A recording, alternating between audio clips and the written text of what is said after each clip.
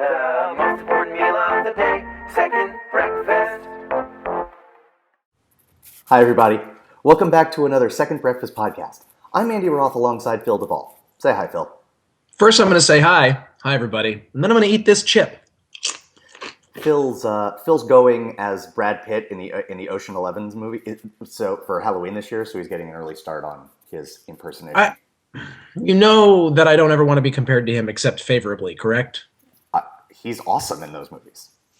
He is really good in those movies, and I'm not a huge fan of him as a performer. And I think he is very good in the Ocean's films. Yes. They may be the height of the Brad Pitt oeuvre. Yes, it's true. Sorry, pardon me. I had something stuck in my throat. I am a fan. I am a fan of his. More people are than not. I am in the minority and have been for quite a long time. It's true. It's true. I can't imagine that him making World War Z endeared him to you. I think that it was one of those things where I don't hate him, for the record. Just sure. I don't hate him. No, fair. It wasn't one of those things where I was like, oh, he's doing it. But I wasn't like, oh, great. It was sort of like, I was like, yeah, well, okay, I guess he's going to do that. And then when it all started to fall apart, I was like, well, yeah, you give it to Brad Pitt. He doesn't care about zombies the way we do. And that's all I have to say about that.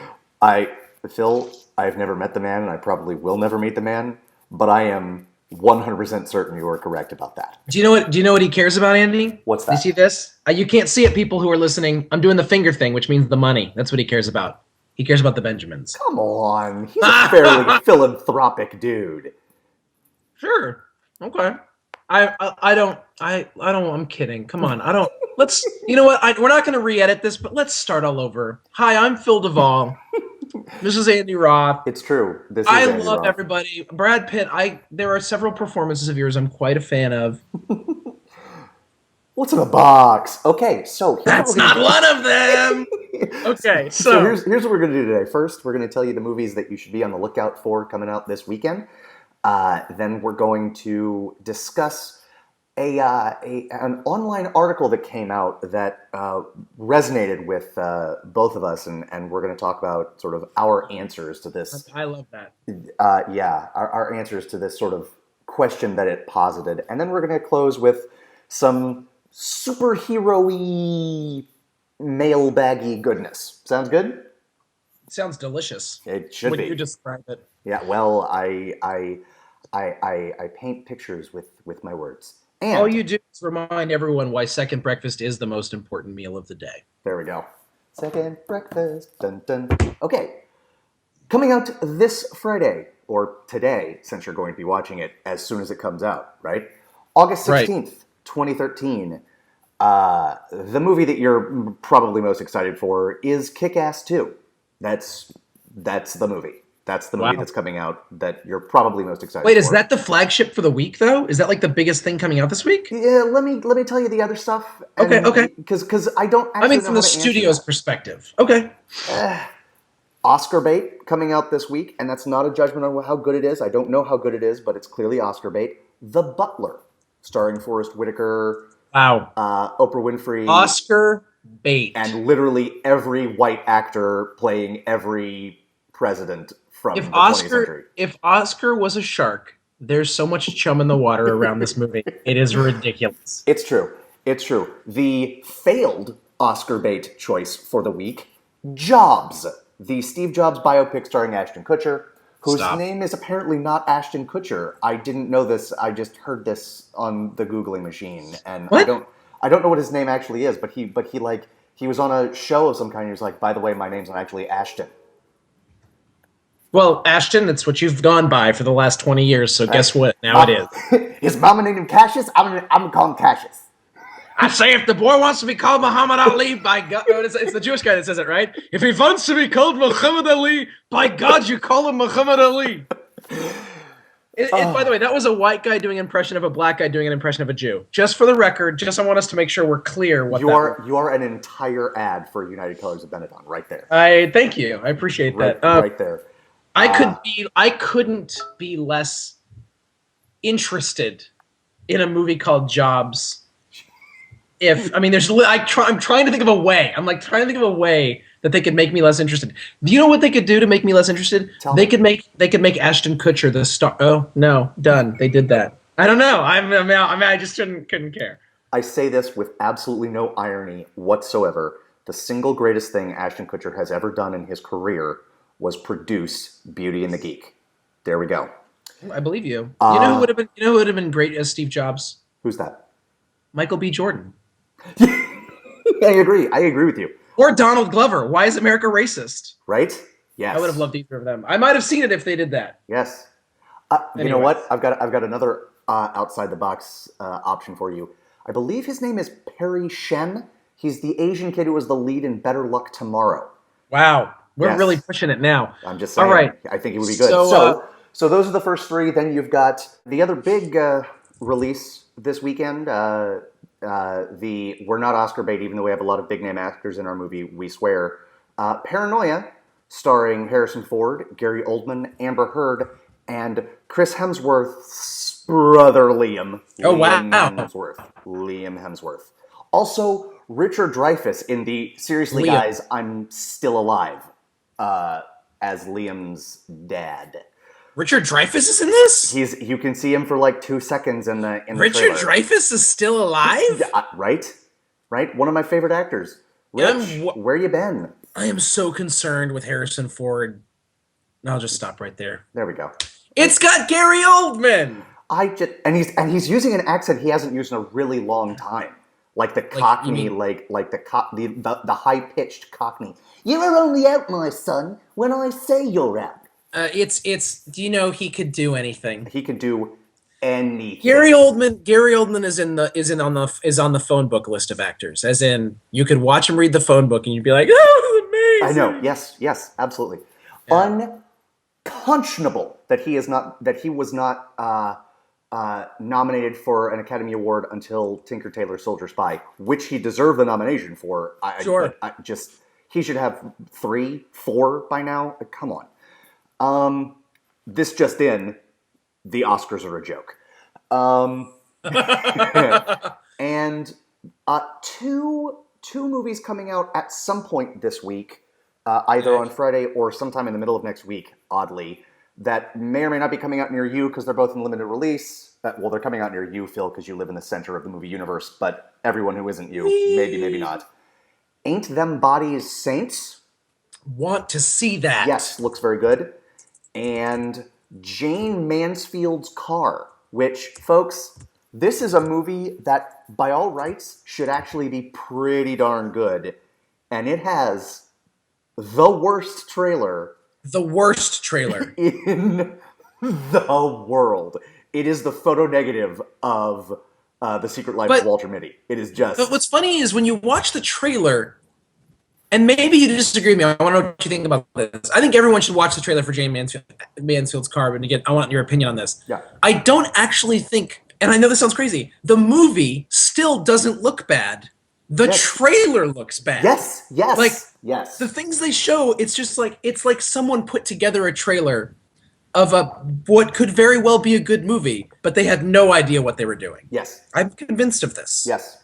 When you emailed me about it, you convinced me. One watch also, of the trailer will convince you too. Billy Bob Thornton wrote and directed Sling Blade. Yes. And acted in it. Yep.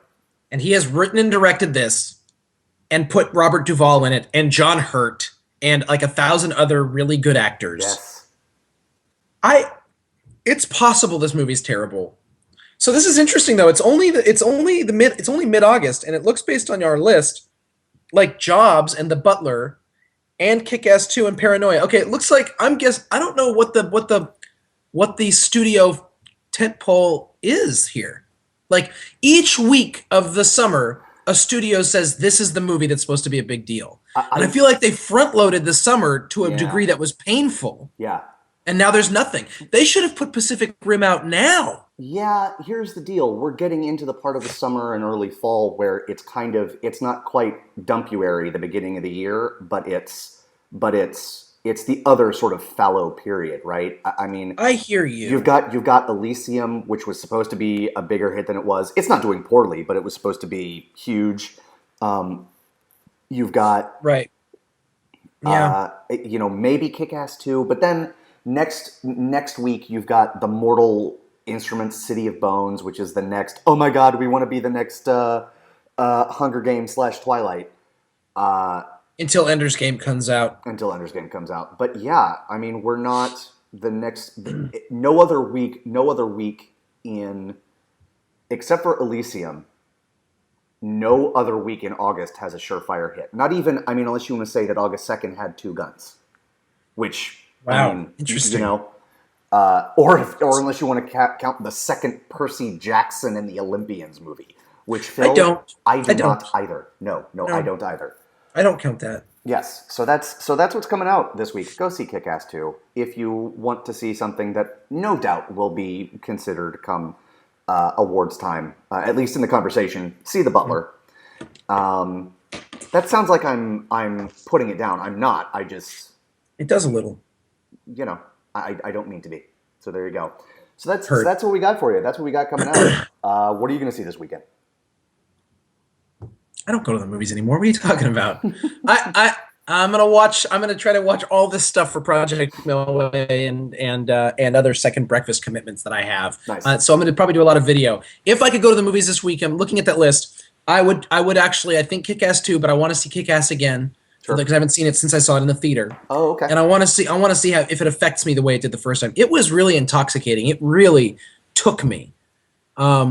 I really was impressed by it. I'm not sure if I loved it, but I was taken by it, and I was impressed, and I was moved, and I left sort of like a little bit sort of like I'd been through something, and I love that experience. I'd like to see if that happens again. If I'm gonna look up if Ain't Them Bodies Saints and James Mansfield's Cars, either of those are playing in my area. I would love to try to see one of those this weekend. Sure. And then, we'll see. I haven't seen Elysium yet. Love to see it. I mean, we name these things, by the way. We go like, this is what's coming out this week. But the reality is for most of our viewers, and me as well, the reality for everyone that's not Andy is we may not see these movies the week they come out. I mean, and I tease you, but I'm just, ridiculously jealous of you and all that you stand for. Yes. So yes. Right here, folks. The folks listening to this and watching, you can't see my face, but I have on the face of a man living the dream. I just do. You do. You look like one who lives the dream, Andy Roth. I can't keep it in. I'm busting out all over. Shall we? Don't you hide that under a bushel. Right. Don't hide your light under a bushel. So, shall we move on to the meat of our podcast? The Spectacular Now is playing right now in my Orange County town. We're gonna have to end the podcast now because I hate Phil the Ball. I hate him with passion. There's a showing that starts in 1 minute. I need to go. There's a showing that starts near him in 1 minute. I need to go because I'm going to try. Right. You got to get on the plane. All right. You. Oh, I hate you. Can you believe that? Can you believe that? That's great. Yes, Phil, I can believe it. For me. I can also believe the hate that I feel for you right now. Hey, legit. Okay.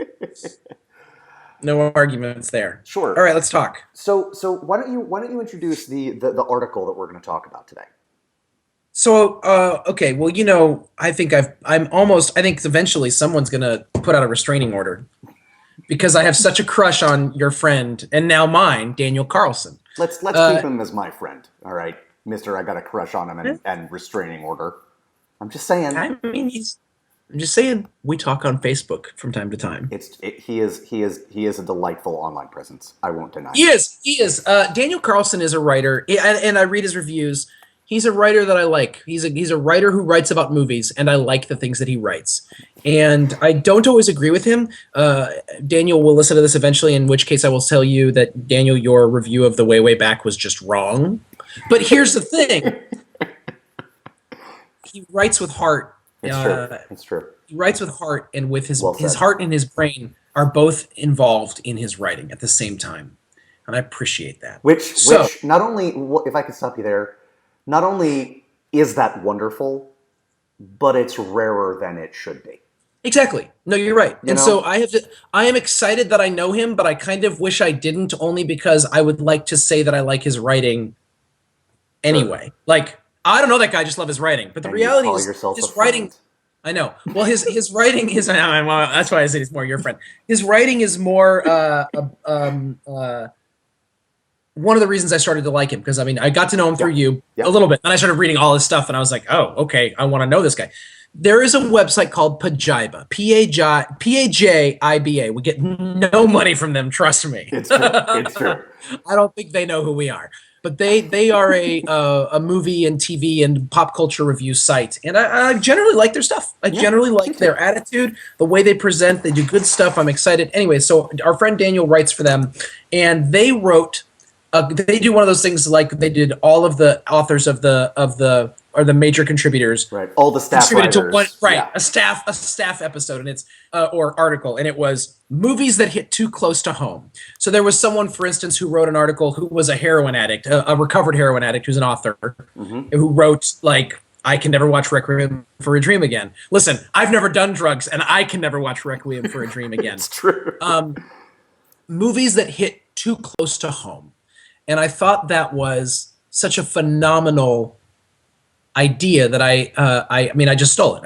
I emailed Andy. I said, look at it, read this article, and I think we should do this for the podcast. I would love for us. I'm not sure why I thought that, because now here it is a day later, and we're about to talk about stuff that it means I'm going to get all like misty-eyed during the show, and who needs that? It's true. But movies that hit too close to home. I think that's the topic. Yeah. And other ones, just real quick, other ones that, and I'm not going to say who or why, or maybe I'll say why, but like one of the movies that hit too close to home was Lost in Translation. If you've seen that, you can see how the emotional impact of that movie would affect someone. Sure. The movie Smashed, which came out last year or the tail end of 2011, with Mary Elizabeth Winstead and Aaron Paul from Breaking Bad as alcoholic spouses, and she decides to get sober and he does not. Right. It's a really well done article. Right. Because it's an article. It's not like these movies are too close to home for everybody. It's literally the author saying, "Here's why this is too close to home for me." Yes. Yes. Yep.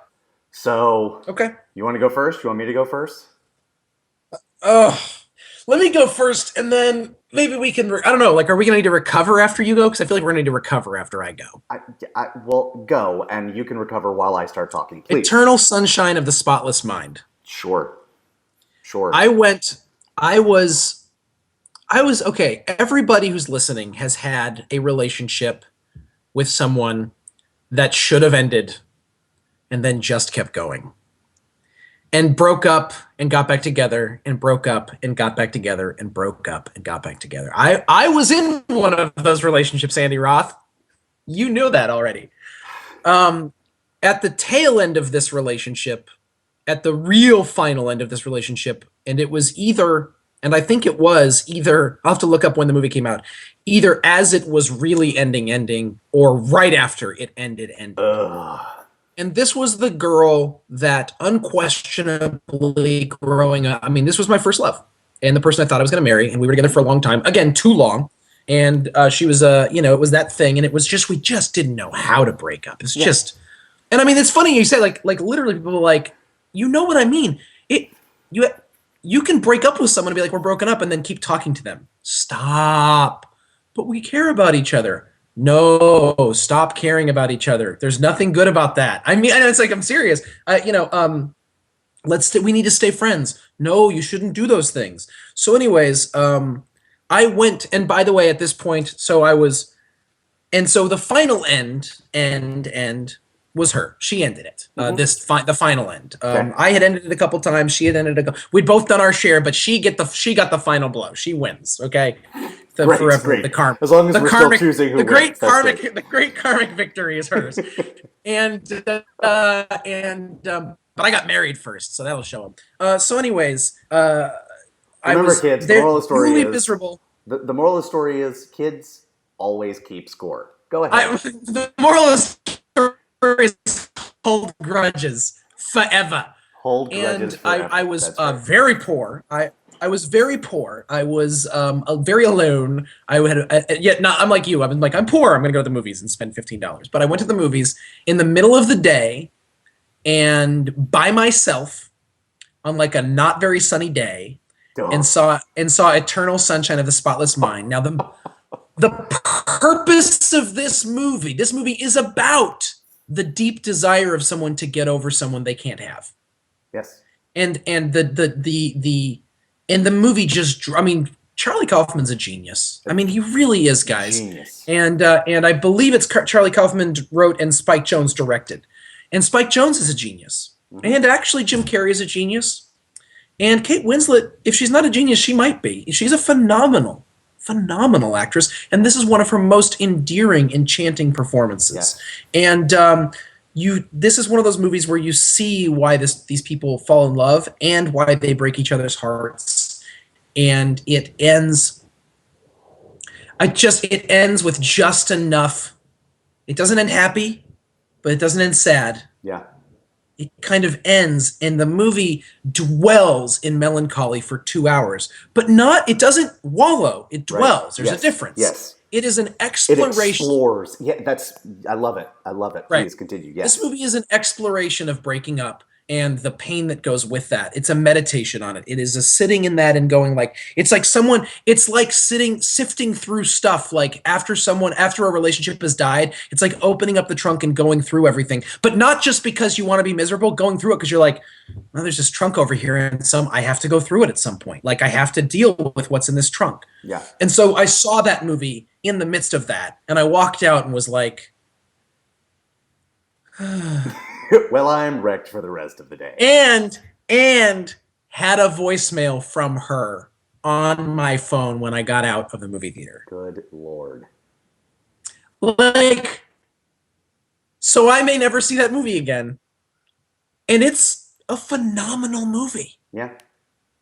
But I don't know that I could ever watch Eternal Sunshine of the Spotless Mind again. I really don't know if I could. I might.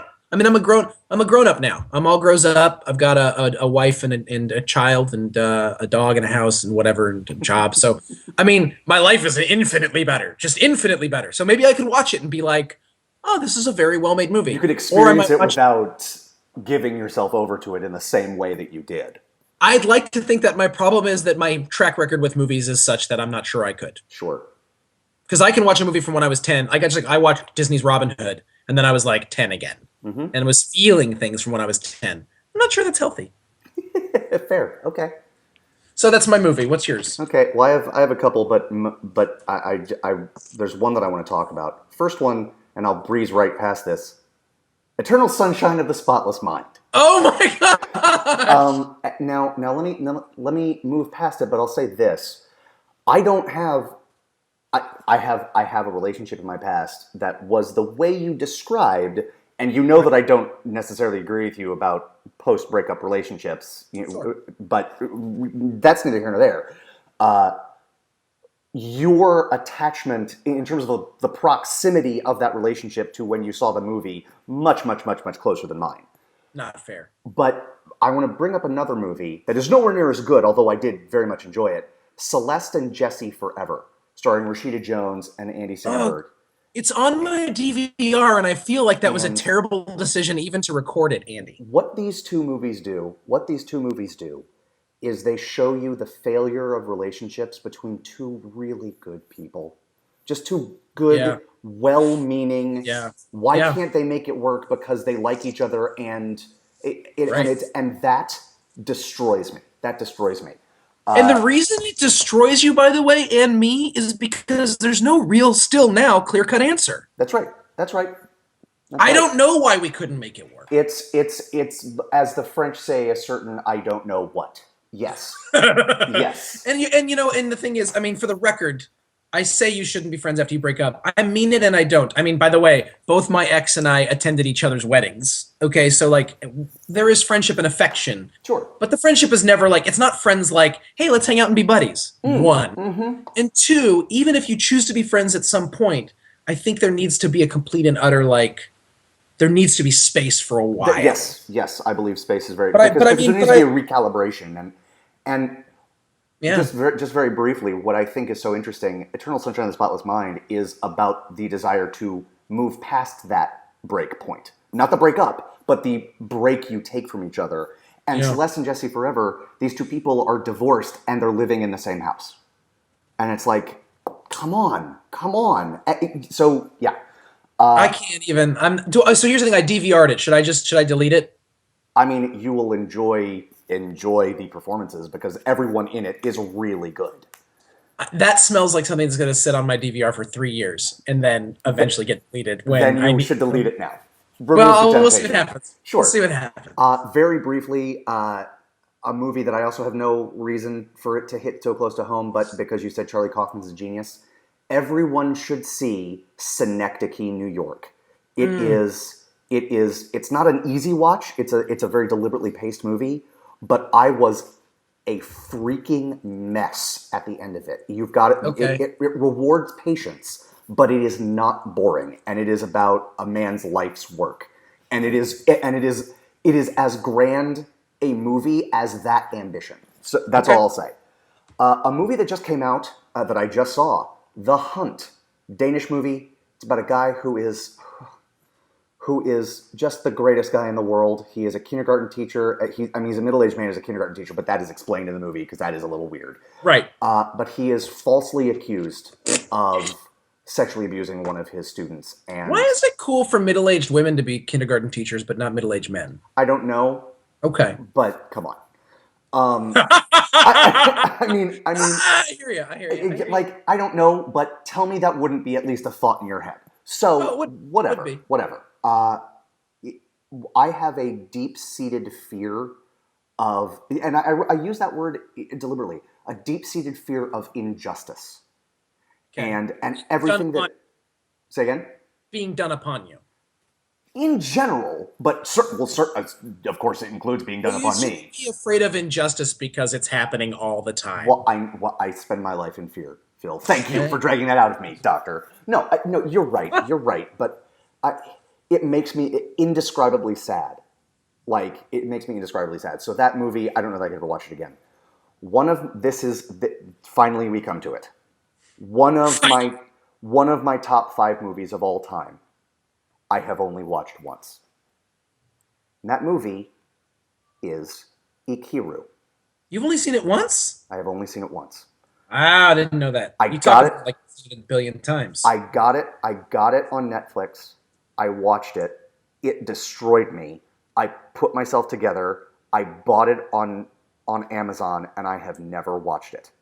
Wow. It is, and yet, Phil, I feel like if I sat down and concentrated, I could write out the screenplay. I feel like you keep it behind the glass box like the possessed doll in The Conjuring. It's true. Never open this door. So, folks, I've spoken about this movie a lot on this pod, far more than any other movie I've only seen once. I think that's probably true. It's about a middle-aged man. It's a 3-hour Japanese movie, so you got to deal with subtitles. Do it. It will. I don't know that there's another movie I will say this about ever. It will make you a better person if you watch it. Flat out. It is glorious. It is about a middle-aged man who he's a middle manager, and he finds out he has 6 months to live because of stomach cancer. And he spends his entire life, the remainder of his life, fighting through bureaucracy to have a playground built. And that is it. And I have goosebumps over my entire body. And it is about no more or less than, what do you do to give your life meaning? And what will it mean to you if you reach the end of if you are given the gift of knowing roughly when you're going to die? That is a gift that almost none of us in the grand scheme of things get. And he gets it. And he realizes that that if he disappeared, if his death was the next day, he would functionally be remembered by no one. And this is not me looking for sympathy, but if I had to tell you my least favorite fear, I guess, my most pervasive worry, it's that I will get to the end of my life with regret. Okay. And it's that I will. I mean, I know my friends love me, and I love my friends, but at the same time, I worry that hey, don't assume you're on that list, tough guy. Oh! It is that thing that like your friends can't live your life for you, and you can't live your life for your friends. You have to. You can't live your friends' lives, and your friends can't live your life. And so you have to do something that is meaningful to you in some way, and it's not I wouldn't even call it a sad movie, but it is completely uncompromising. It is like, this is the deal, folks. Do it or don't, but you have a finite amount of time. I think that I think that's really well said. And I mean, now I feel like I've seen the movie, honestly, because we've talked about it so many times, and I still haven't seen it. I will see it. Sure. Kind of wanting them to put it on Blu-ray, like I'm going to notice the difference. And it is. I will say this: it's for a 1957. Akira Kurosawa movies. Yes. Akira Kurosawa movies are gorgeous. That's what Yes. they are. I mean, Yes. among other things, they're also entertaining and well done. It's true. It's true. I Yes. take issue with the idea that there aren't any movies that other than that you can think of that'll make you a better person. I mean, I've seen Dude, Where's My Car? And I'm a better person because of it. You have no idea how many movies, as I was making that list of movies, you have no idea. Like, what do you mean? Austin Powers, The Spy Who Shagged Me. Right. Doesn't hit too close to home. Too close to home. Well, I had like, the spy once, and he shagged me. No, that's not true. So, anyways. So that's, whew, God, I feel like I need a cigarette. Man. Oh, God. Someday I'll tell you about the time that I saw Big Fish. I remember us talking about it, although you didn't tell me the experience. It's a week before. It was literally the next day. I went and saw a sneak preview. Okay. And because I lived in LA and they had sneak previews of things. Sure. So I went and saw a sneak preview. And it was, I mean, it crushed me. Yes. The next day I got on a plane back east, and it was while I was on that trip that I found out my dad had cancer. No. If I had seen that movie No. when it came out in normal time, No.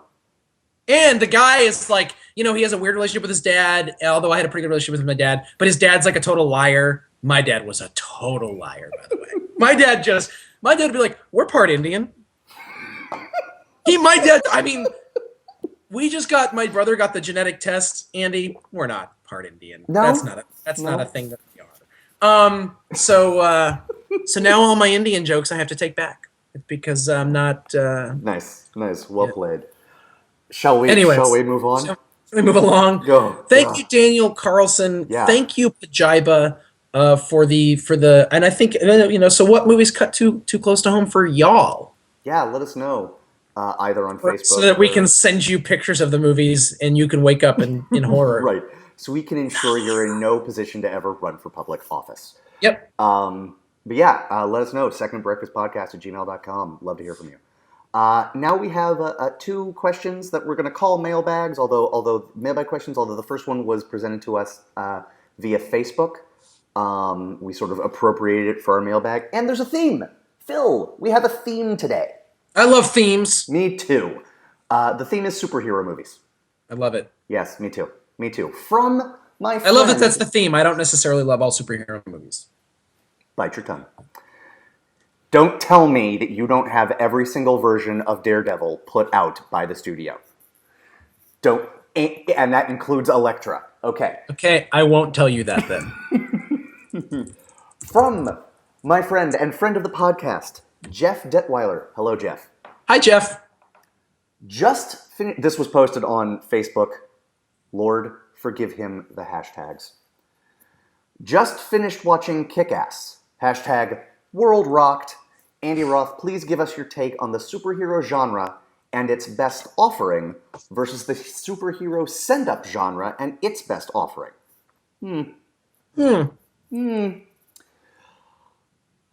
So did he just ask you, or is this for both of us? It sounds by the way you asked, I think it was just for you. And I can sit back and relax. I have things to read. Phil, I will allow you to answer this question as well.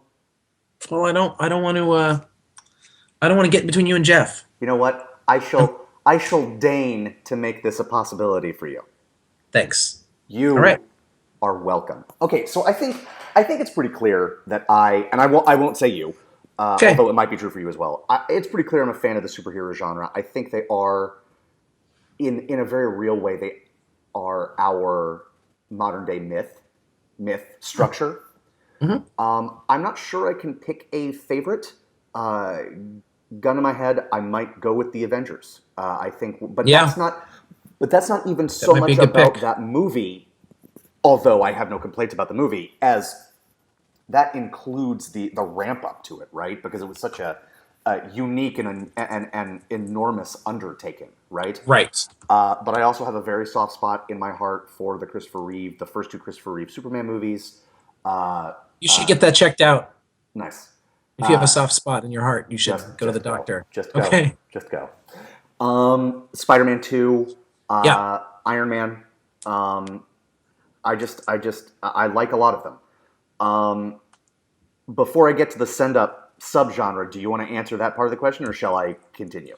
Is the question, what's the best? What's the question? So, give us your take on the superhero genre and its best offerings, so that's part of it, and also the sort of send-up of the superhero, that genre, and its best offering. Which genre does the Dark Knight trilogy belong in? Superhero. Commentary isn't the same as, like, send-up, if you will. Okay.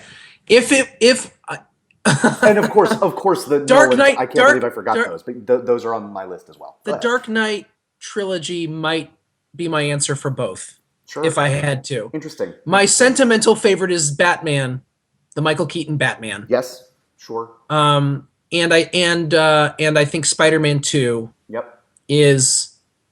might be my favorite. Sure.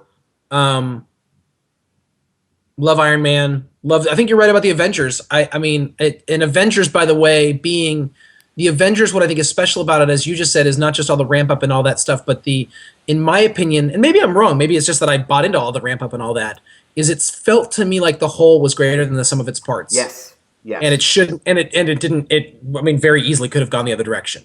The thing that, very, very briefly, the thing that I think Joss Whedon is best at, and I think he is really, really good at a lot of things. Yeah.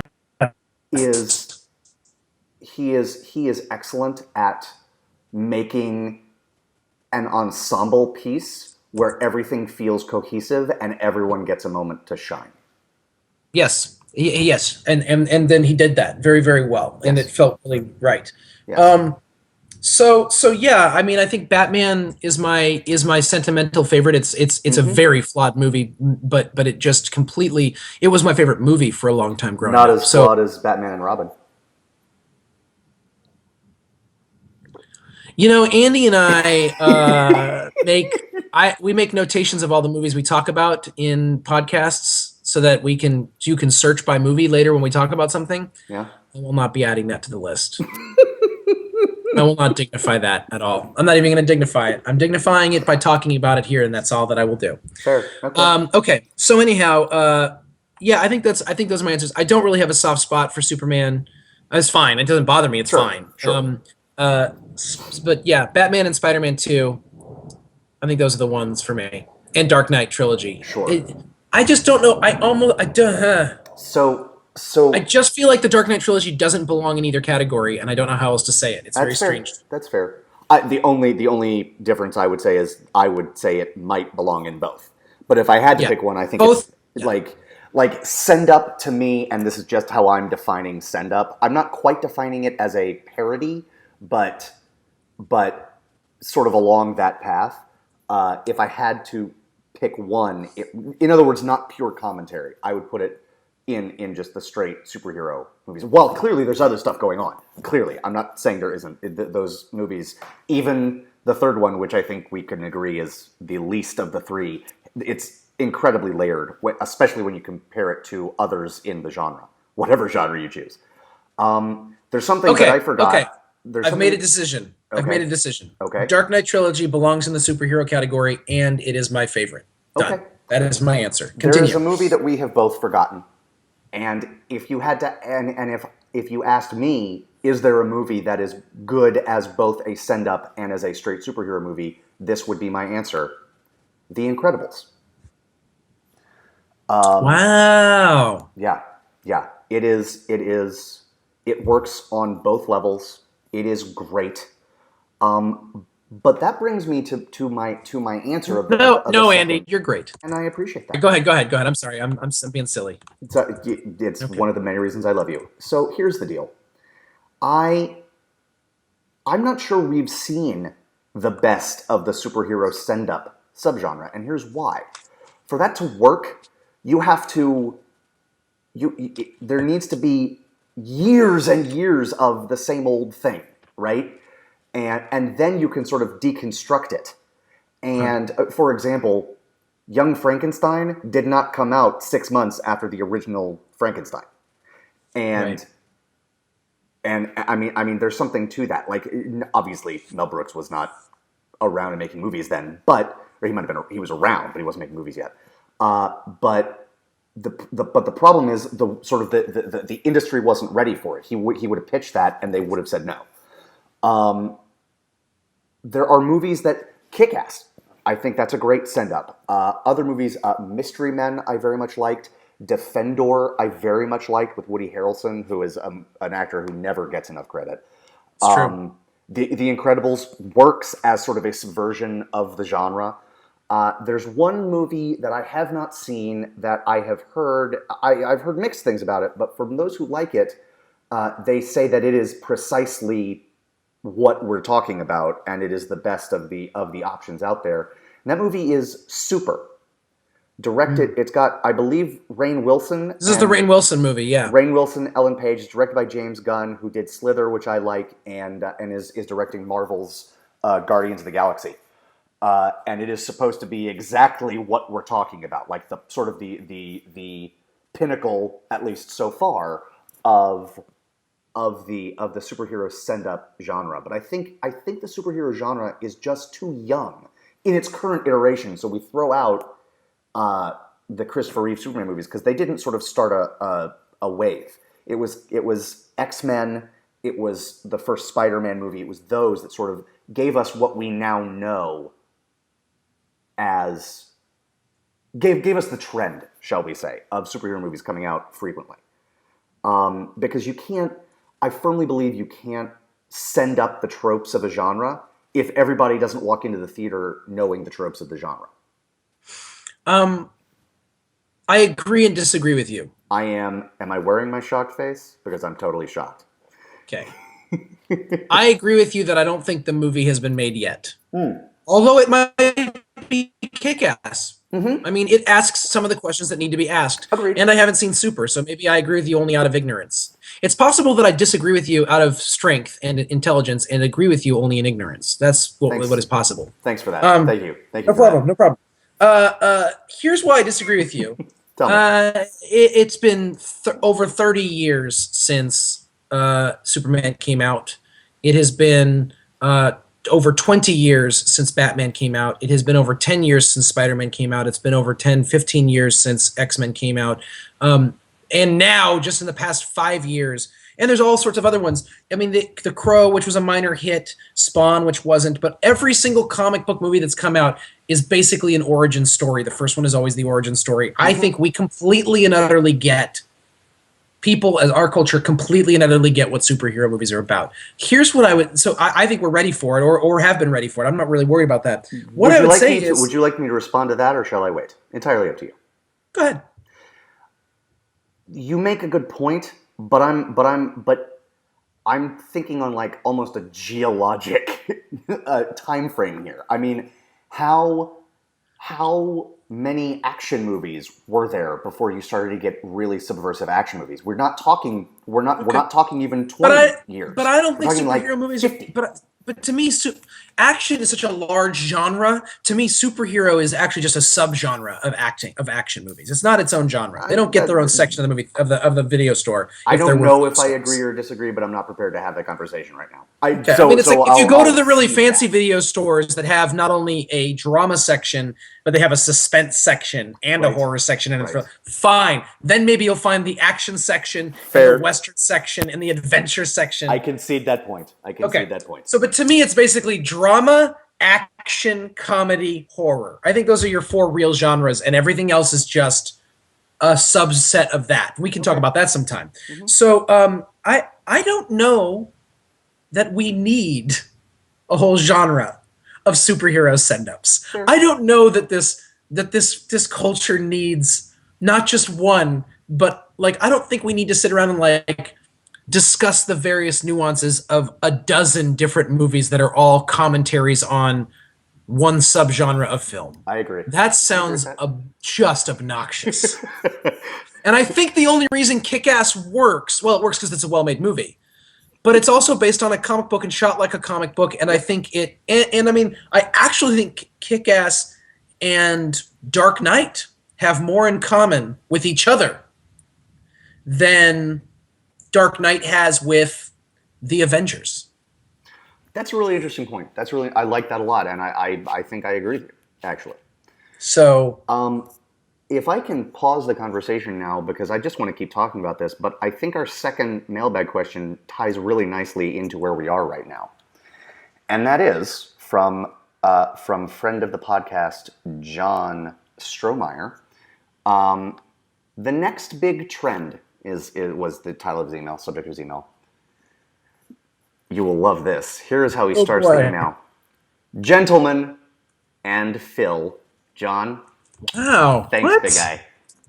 Wait, but can I ask something now? Please. What? Like, it's very that's weird. my question. What? It's very weird, like, but I love it. John, what? A few years ago, The Matrix reinvigorated the run-and-gun action-adventure movie.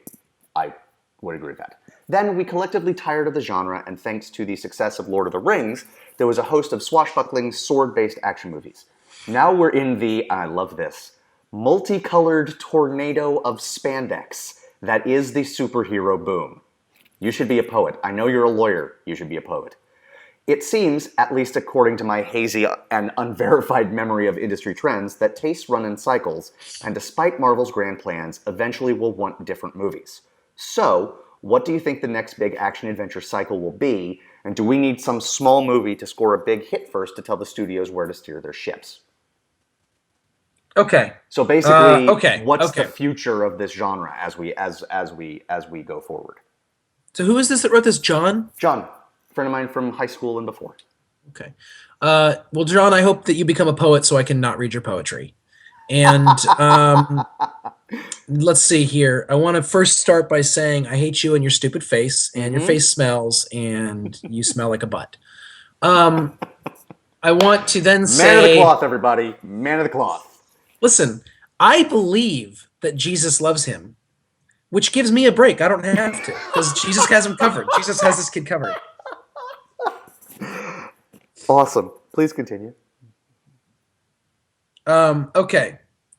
So, I think the answer to your question is in your question. You said it. Absolutely, a surprise film is going to have to set the tone. Yes. That's what happens. And I'm going to jump on the bandwagon that anyone who talks about movies is going to jump on. But look, studios are not creative entities, and that's okay. Well, they're creative about different things. They're creative about how to monetize. They're creative about how to maximize profit. And that sounds like I'm being cynical and sarcastic. I'm not being sarcastic. I might be being cynical. But I do believe that is what that is. I mean, they're a business. They have shareholders. Their job is to maximize profits, and I think that they are incredibly good at it. Yes. But I don't think their first goal is to figure out... They should be trying to figure out what the next trend is, because, again, money. But what they do is they make the thing that everyone made last year. That's their job. Yes. Until it falls apart. And meanwhile, they throw little money at things that might be a hit, while throwing big money at things they are convinced will work because it worked yesterday. Yes. And eventually what happens is they lose a ton of money over here, but they make a ton of money on some random thing, and then that becomes the next trend. We know this. This is just the way of the world, right? So I think absolutely unquestionably that it's going to be a small type of action movie that it's not going to be a small action movie, but it's going to be an action movie but here's the thing. I have no idea what that genre is going to be. Nor do I. I think it's a little. I think it's. How could you have predicted the one? How could you have predicted the one man against the world thing before Die Hard came out? Well, how could you have predicted it? Thank you for bringing that up because here's the deal. Not only that, but okay. One Man Against the World we had already seen, right? Because we had Commando and Rambo and all of those movies. The difference is. Here's how, and it seems like a small change, but it was a sea change in action movies. Sylvester Stallone and Arnold Schwarzenegger are larger than life. Bruce Willis, before he became an actor, he was a bartender. You know what he looks like? He looks like a bartender, right? He doesn't look wimpy, but he's not a He-Man. right? And so the one man against the world, where the one man, there's actually like, yeah, it's an action movie, the good guy's probably going to win, but holy crap, I have no idea how that's going to happen because these are gigantic Aryan men and with machine guns, and he's a dude with no shoes on, right? Also, and this is in, 1987, $88, but the budget for that movie was under 30 million, right? And we hadn't reached the true explosion of movie budgets yet, Right. where 100 million was something that a studio wouldn't blink at, but that's still not a big budget. That was not a huge budget for that time. No. And it was an enormous hit. And so I think that is what's going to have to happen. And, there are I think frankly, if I had to guess where the action genre is going, I would say that it will probably be appropriated from another country. Obviously, there's a lot of interesting things going on in Asia. If you haven't seen The Raid: Redemption, it's getting a little too much love at this point. It's like, oh my god, it's the best action movie ever. No, it's not. But it's an interesting setup. It has just enough character that like you identify with the people in it, and people are clearly trying to ape it with other movies, and the way it has sort of shifted the genre is confined space, which again is Die Hard as well, but he moves up and down the floors pretty easily, whereas this is in an apartment building and he's like stuck in a room for much of it. I think I'm gonna make a call. Please do. I think that you brought up, and you helped me by bringing up Schwarzenegger and Stallone, because when they came about, they became superheroes. But that was its own genre defining. Like that was a moment. It wasn't like action movies up to that point had been like that. Right. That's right. You're right.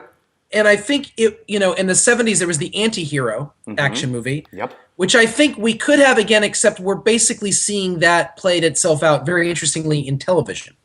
Television has been the golden age of television has been the age of the anti-hero, and I think we're about played out with that too. And our collective conscience might be done with it through that. Yep. So I'm gonna make two calls, and both of them will be wrong.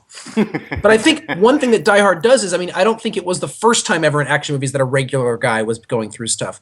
I think the regular guy, I think it was kind of harkening back to, the days of yore in that sense of like not everyone was a freaking superhero until Schwarzenegger and Stallone came along. Sure. So I think now we've got superheroes, robots fighting aliens, monsters. I think we're now at the point where we're ready for an everyday regular guy. But I don't. But I think it. But here's ready. You ready for it? I'm saying it. Probably not. Go for it. The Western is coming back. Fascinating. Not anytime, not today. Not Lone Ranger. But Lone Ranger is no one will look back at the Lone Ranger as the thing that reignited the frenzy. But it's a helpful. But you know what it proved? That the Western is dead.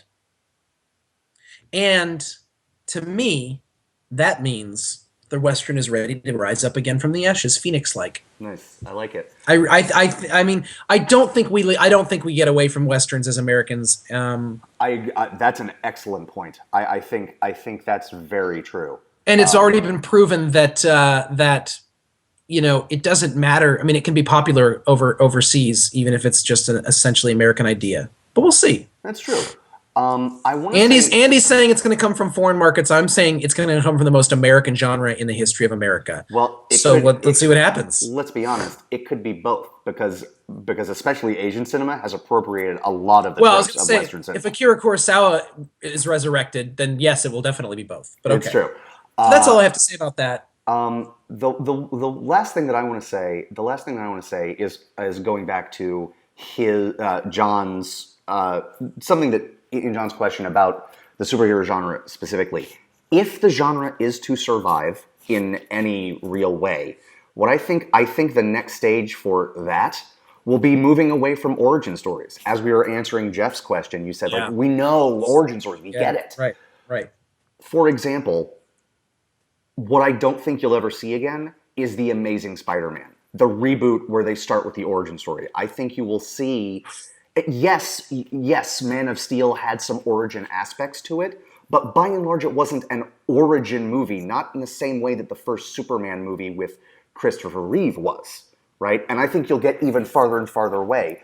25 years from now, when they make Iron Man 17, if they do, they're not, just because they have recast it from Robert Downey Jr., they're not going to show a guy in a cave in the Middle East building the Mark I suit. I just don't see that happening. I hope you're right. Me too, because that sounds unbelievably dreadful and boring. So that's what I want to say about that specifically. Good answers from you today. Good answers. One other thing. Please, tell me. Shut up, John. Shut up. Shut your face. And for me, John, nothing but love for you, brother. Nothing but love. So I think that'll do it for this episode and this week. We're all set. Of Second Breakfast Podcast. I hope you've enjoyed it as much as we have enjoyed bringing it to you. Spoiler, you haven't, because we love this stuff. Love it. Love it. Love. And have a great weekend filled with movies, or I guess other stuff if you want to do other stuff. Idiot. Right. And we will see you again next week. But for the time being, we're Second Breakfast. I'm Andy Roth, and that's Phil Duvall. Bye-bye. Adios. The most important meal of the day, second breakfast.